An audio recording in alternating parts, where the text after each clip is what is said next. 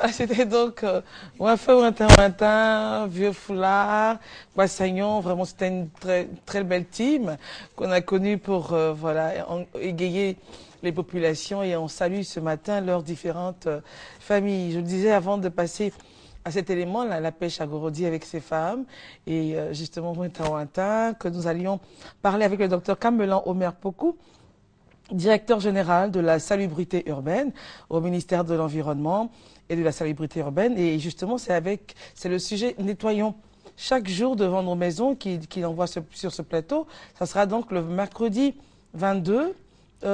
C'était le mercredi 22 à la place Inch'Allah de Koumassi et en collaboration avec l'association des épouses des membres du gouvernement.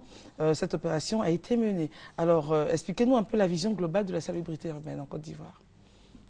Merci madame et merci de nous recevoir ici sur ce plateau. Avant de parler de la vision globale, c'est pour dire que la salubrité urbaine est un domaine qui contribue véritablement à maintenir un cadre de vie sain et donc qui contribue à améliorer la santé des populations. La vision globale, c'est de faire en sorte que dans toutes les villes, dans toutes les contrées de la Côte d'Ivoire, les populations puissent vivre dans un cadre de vie sain.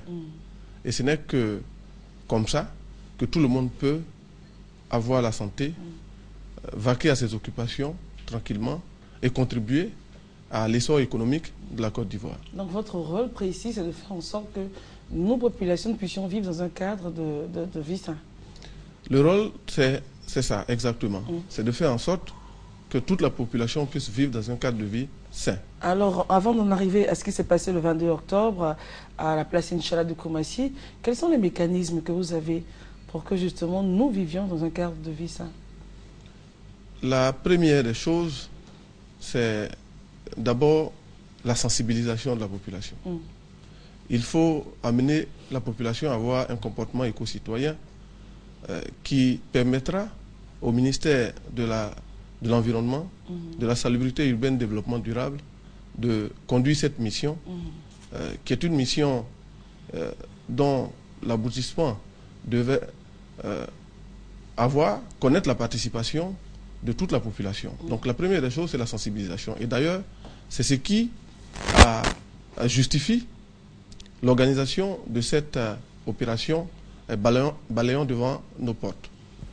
Et ensuite, le ministère de l'Environnement, de la salubrité urbaine et du développement durable, mène aussi d'autres activités qui sont de procéder à l'enlèvement des déchets, lutter contre les nuisances, lutter contre le désordre urbain, qui est un fléau, on peut considérer comme un fléau, qui contribue à l'insalubrité au niveau de toutes les villes de la Côte d'Ivoire. D'accord. Alors, c'est justement ce qui vous a amené le mercredi passé à la place Inch'Allah. C'est justement ce qui nous a amené le mercredi passé à la place Inch'Allah. Cette opération a pour objectif la sensibilisation, la mobilisation de toute la communauté autour de la question de la salubrité. Et c'est une opération qui va durer 4 semaines à Abidjan, qui a été lancée le 22 à la place Inch'Allah, avec l'appui de l'association des épouses des ministres. Pourquoi justement? Pourquoi? L'opération, c'est balayant devant nos portes. Pourquoi particulièrement l'association des épouses de ministres? L'association des épouses de ministres, pour donner l'exemple, pour dire que les épouses de ministres balayent devant leurs portes. Elles peuvent balayer devant leurs portes. Donc, elles donnent l'exemple pour que toutes les autres femmes, pour que tout le monde puisse contribuer à rendre l'environnement immédiat de la maison propre et en même temps l'environnement sain et salubre. Donc, les femmes de ministres donnent l'exemple. Elles l'ont fait avec beaucoup d'engagement. Elles ont participé et elles participent à toutes les étapes. Après Koumassi, il y a eu l'étape de Cocody, celle de Port-Boué, et cette opération va se poursuivre sur l'ensemble des 10 communes du district d'Abidjan. Pour l'instant, c'est Abidjan. Pour l'instant, c'est Abidjan. Et cette opération va s'étendre à l'intérieur du pays parce que la Côte d'Ivoire ne se limite pas à Abidjan. Donc les actions du ministère de l'environnement, de la salubrité urbaine, développement durable ne se limite pas à Abidjan. Et d'ailleurs, sur instruction de Monsieur le ministre, le docteur Alain Kouadio Rémy, des actions sont en train d'être menées à l'intérieur du pays, dans toutes les communes, avec la mise en place de certains ouvrages de gestion des déchets qui permettront et qui vont aider les collectivités, bien entendu, à rendre le cadre de vie sain, comme je l'ai dit au début. Alors justement, parlons de ce projet de gestion intégrée des déchets. Ça veut dire quoi pour le commun, pour le citoyen lambda? La gestion intégrée des déchets, ça veut dire que on prend tous les maillons de la filière, parce que le système de gestion des déchets comporte différents maillons. D'abord, il y a le balayage, il y a le curage des caniveaux, il y a le désherbage des espaces publics. Ensuite, il y a la collecte des déchets en tant que tel. Il y a leur transport, il y a leur élimination. Au début, ce qui se faisait, c'est qu'une partie de ces maillons était confiée à certains opérateurs et une autre partie à d'autres opérateurs. Ce qui a amené à faire le constat suivant. C'est que dans certaines zones, on pouvait trouver la ville propre et dans d'autres, la ville n'est pas propre. Pour la simple raison que la qualité des prestations était différente d'un opérateur à un autre. Alors là, c'est un seul opérateur? Là, c'est un seul opérateur. Okay. D'abord, un seul opérateur. Donc, ça va nous donner la possibilité d'uniformiser la qualité des prestations d'une zone à une autre. Ensuite, ce seul opérateur va être responsable du début jusqu'à la fin. Mais dans le cadre de cette gestion... Donc, quand on dit qu'il sera responsable du début jusqu'à la fin, on va y aller étape par étape pour que tout le monde comprenne. Hein, parce qu'il s'agit de notre cadre de vie, c'est très intéressant. Donc, il fait la collecte, c'est cela? Il fait le nettoyage d'abord. Le nettoyage, le curage des caniveaux. Ensuite, il fait la collecte des déchets devant les habitations, devant les marchés, en tout cas les zones de production. Il transporte ces déchets. Il va les envoyer dans un centre qu'on appelle un centre de transfert. Qui existe déjà? Qui sont en construction, ces centres de transfert. Ils sont en construction? Qui sont en construction. Et donc, livrés quand? Ces centres de transfert seront livrés d'ici 2 ou 3 mois maximum. Ok. Et ces centres de transfert même ont été déjà visités par Monsieur le ministre. On est à un taux de réalisation d'environ 80%. Ah, ça c'est très bien. Donc, dans ces centres de transfert, l'opérateur qui arrive va construire une unité moderne de tri des déchets. C'est pas encore construit. C'est pas encore construit. Évidemment, il faut que le centre finisse d'abord, c'est ça? Le centre finit. La convention qui a été signée entre l'État du Côte d'Ivoire et cet opérateur a été approuvée, vient d'être approuvée. Donc l'opérateur va se mettre au travail pour commencer la construction de ce centre, de cette unité de tri. Et quels sont les délais, quels sont les deadlines qui lui ont été donnés? Les deadlines qui ont été donnés, les délais, c'est que à partir d'hier, la date d'approbation de cette convention, l'opérateur a 9 mois pour commencer à ramasser les déchets à Abidjan. C'est-à-dire que à partir d'hier, dans 9 mois, on verra l'opérateur, on verra de nouveaux véhicules à Abidjan, des véhicules flambant neufs, de notre type, avec des coffres qui sont fermés et étanches. Donc quand vous dites qu'on va voir, c'est à partir de quand on va commencer à les voir? 9 mois. C'est ce qui est ça a été signé hier, donc dans les jours à venir, on pourrait les voir? Non, au plus tard dans 9 mois, dans un délai de 9 mois maximum. Dans un délai maximum de 9 mois. Et pendant ce temps, c'est toujours la même gestion qui continue? C'est toujours la même gestion qui continue. Le contrat des opérateurs actuels se poursuit. Jusqu'à ce que le nouvel opérateur vienne s'installer. Donc, comme je disais, on ne va plus avoir les coffres qui sont ouverts avec les déchets qui s'éparpillent, qui s'envolent partout. On ne va plus avoir des véhicules qui laissent passer ce qu'on appelle le lixivia, c'est-à-dire le jus qui sointe des déchets, ce liquide noirâtre, et qui n'est pas agréable à voir, ni à sentir. Et dans ces centres de transfert, les déchets vont être triés. Parce que la vision, une autre partie de la vision du ministère, c'est de passer de la conception du déchet en tant que matière destinée à l'élimination aux déchets en tant que ressource. Comme ça se fait partout ailleurs. Dans certains pays, surtout dans les pays développés. Mais dans ces pays développés, justement, la population est sensibilisée, elle aussi, au tri des déchets. Justement. Donc celui qui collecte fait la différence entre déchets solides, déchets liquides. Est-ce que vous allez informer ou apprendre à la population à faire déjà au sein du ménage le tri des déchets? Justement. En fait, c'est une des parties les plus importantes de ce projet. Okay. Cet opérateur, au-delà de la collecte, du tri des déchets, de leur valorisation, et cette valorisation, il y a ce qu'on appelle la valorisation matière.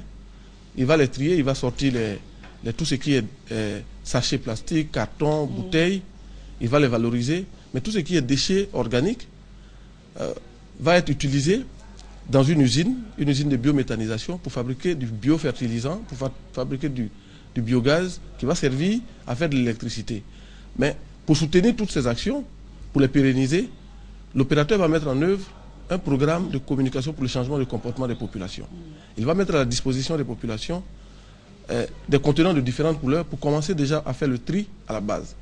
Si le tri sélectif est fait à la base, cela facilite l'action du tri dans les usines, dans les unités qui vont être installées par l'opérateur.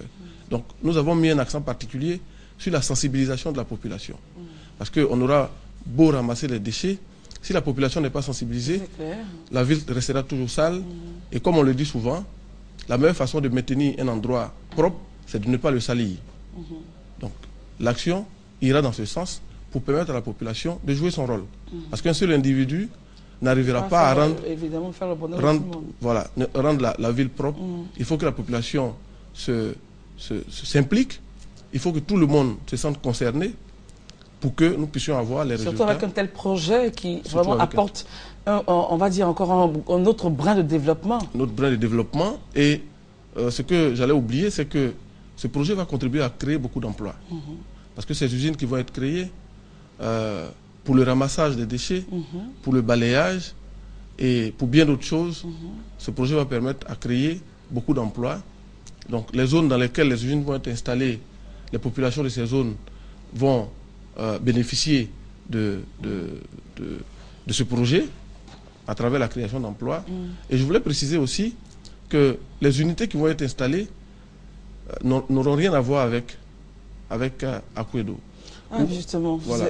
Vous avez lu dans mon esprit, je voulais vous poser la question, qu'est-ce qui est fait justement pour préserver l'environnement du lieu où ces unités-là seront installées? Est-ce qu'on aura toujours, est-ce qu'il y aura ces nuisances, ces accords et désaccords avec les populations? Qu'est-ce qui est prévu en ce sens-là? Aujourd'hui, le gouvernement est en train d'acquérir des terrains pour la construction de ces ouvrages. Les déchets vont être installés, pour le moment, vont être installés et éliminés dans des centres d'enfouissement technique. Ce sont des ouvrages qui sont conçus de manière à préserver l'environnement. Des excavations sont faites. Dans ces excavations, on utilise des matières qu'on appelle les géomembranes pour étanchéiser le sol avant que les déchets ne soient déposés. Et chaque fois que les déchets, à la fin de chaque journée, les déchets sont recouverts, si vous rentrez dans un centre d'enfouissement technique, vous ne saurez pas qu'ici on traite les déchets. Donc, toutes les mesures, toutes les études ont été faites et cette entreprise, qui est un consortium américain, a envoyé plusieurs fois ses techniciens ici à Abidjan. Déjà fait les premières études. Ils ont fait les études avec les opérateurs locaux, certains opérateurs locaux qui sont détenteurs de centres d'enfouissement technique. Donc, ces unités sont des unités qui sont sécurisées, qui sont certifiées d'ailleurs, et qui permettront de protéger l'environnement. Et même au-delà de ces unités, tout ce qui va être installé, les points de rupture, c'est-à-dire les zones où les déchets vont transiter avant d'arriver au site d'élimination, ces ouvrages vont être construits selon les normes internationales qui ont d'ailleurs été imposées dans le cahier de charges de l'opérateur. D'accord, donc c'est rassurant. C'est rassurant. Et je pense que ça rassure et ça met, justement, les populations ont encore plus de confiance. L'ancien site sera fermé? L'ancien site Akwedo sera fermé et sera réhabilité. Une étude a été réalisée et on a les conclusions de l'étude. La réhabilitation permettra de redonner au site d'Akwedo un autre visage. Un appel d'offres va être lancé et l'opérateur qui va être retenu pour réhabiliter Akwedo va réhabiliter cette décharge conformément à un cahier de charge. Et si vous retournez à Akwedo après la réhabilitation, vous ne serez plus vous pourriez voir si c'est retenu peut-être un terrain de golf ou un terrain de foot ou un parc. En tout cas, bravo au gouvernement pour cette initiative. Hein. Ça, c'est une très très belle initiative. Oui, c'est une très belle initiative. Et Monsieur le ministre de l'Environnement, le docteur Alain Rémy, a insisté pour que, à la fermeture de la décharge d'Akoedo, toutes les dispositions soient prises pour ne pas que la population soit laissée dans cet environnement qui n'est pas assez salubre et que la réhabilitation soit une des priorités. Alors, pour terminer, quel message aux populations après ces bonnes nouvelles? Le message que je voulais lancer aux populations, comme je l'ai dit tantôt, c'est que la population a une part importante à jouer dans toutes les actions qui sont menées pour lutter contre l'insalubrité. Toutes les actions qui sont en train d'être menées pour lutter contre l'insalubrité. La population doit avoir un comportement éco-citoyen. C'est d'ailleurs la raison pour laquelle nous allons procéder à sa sensibilisation.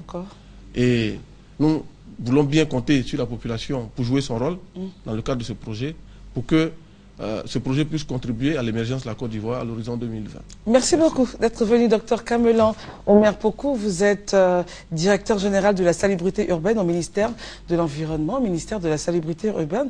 Avec vous, nous avons parlé donc de ce qui s'est passé le 22 octobre et surtout, in fine, les projections